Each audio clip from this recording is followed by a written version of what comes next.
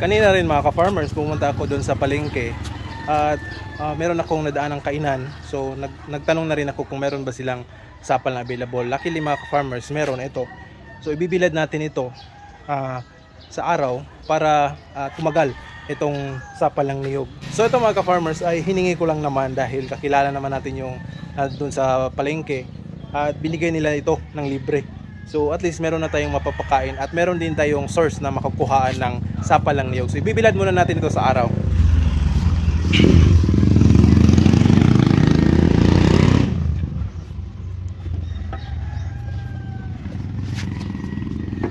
So yan mga ka-farmers, para tatagal pa itong ating sapal ng niyog.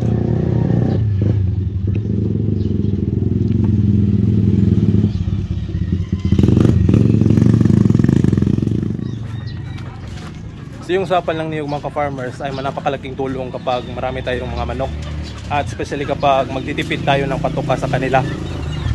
So ito, meron na pong dalawang tindahan na pwedeng pagkunan ng sapal ng niyog. Konti lang naman pero at least kapag naisama yon ay marami na.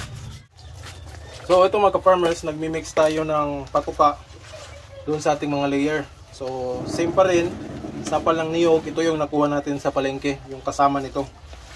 Tapos sinaluan natin ng cattle concentrate at saka konting crack corn. So hindi muna tayo maghahalo ng gulay ngayon or malunggay or madediagwa. So baka mamayang hapon na o sa susunod na araw. Dahil kahapon nagpapakain tayo ng malunggay sa mga manok natin na ihalo natin dito. So ito, ibibigay muna natin. Let's go! So ito mga ka-farmers ay pang 7 or 8 day na pagbibigay natin ito. So tuloy-tuloy pa rin.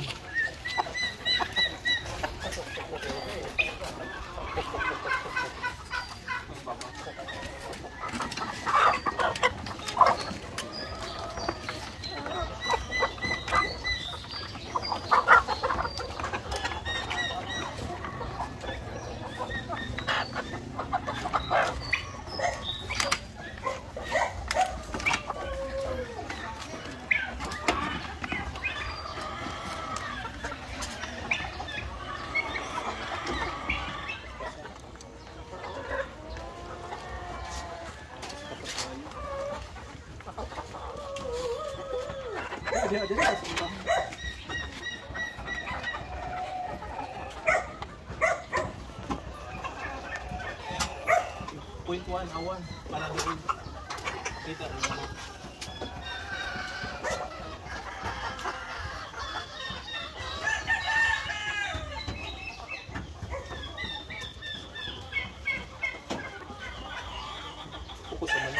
So ito mga ka-farmers, yung bago nating nilagay dito sa lupa, uumpisa na rin nating papakainin ito. Okay, sila doon. Bawat.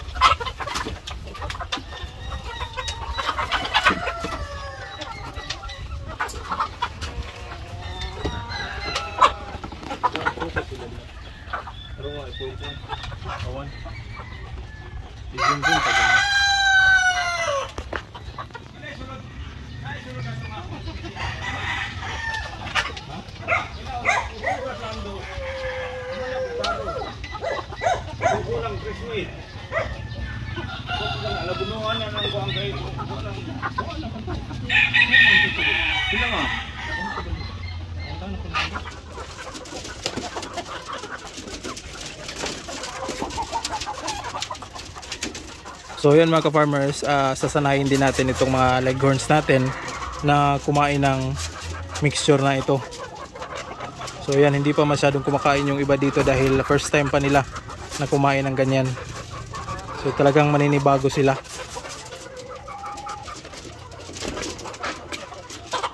So kalaunan naman ay kakain din yan. Yan sila oh.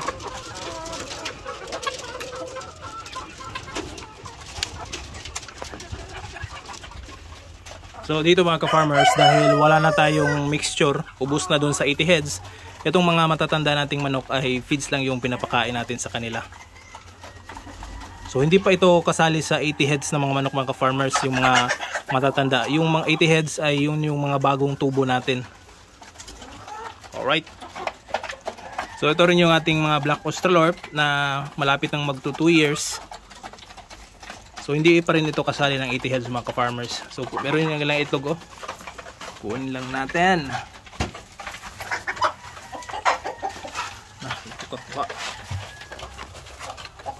1, 2, 3, 4. Yan. Yan mga ka-farmers, 4 na itlog.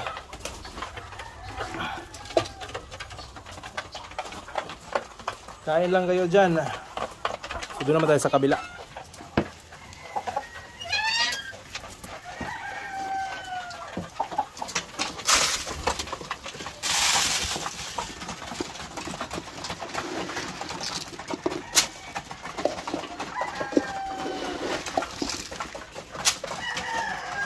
So kanina nakakuha tayo ng 3 itlog, ngayon hapon mayroong isa.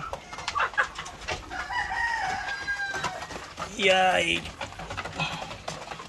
So ito mga ka-farmers yung isang itlog ngayong hapon, 3 kaninang umaga, so 4 lang yung itlog dito. Alright. So ito yung manok natin dito sa free range mga ka-farmers, dahil hindi na natin ito natunan ng pansin na masyado, ay akala ko hindi na sila nangingitlog. Pero ito, meron akong nakuhang 4 na itlog doon sa kanilang pugaran, doon sa loob. So merong 4 na itlog yan, malalaki na naman. So nangingitlog pala sila. So hindi lang natin natuunan ng pansin nito dahil nga dito naka free range. Ayos lang sila dito pag naka free range, hindi naman sila magtutukaan kung hindi natin agad sila mapapakain dahil malawak naman yung area nila. Kaya yun, napabayaan natin. At ito, nangingitlog pa rin sila. So good news pa rin ito dahil at least meron tayong makukuhang itlog at mapapakinabangan pa natin ito. So matatanda na yung iba dito. Merong ilan lang yung medyo bata pa, magdadalawang taon pa lang. So yung iba dito nasa 3 years old pataas na. Pati itong rooster na yan, napakalaki.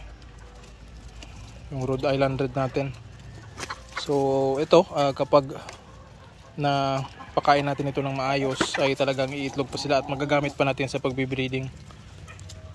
Right, meron na tayong pang ulam.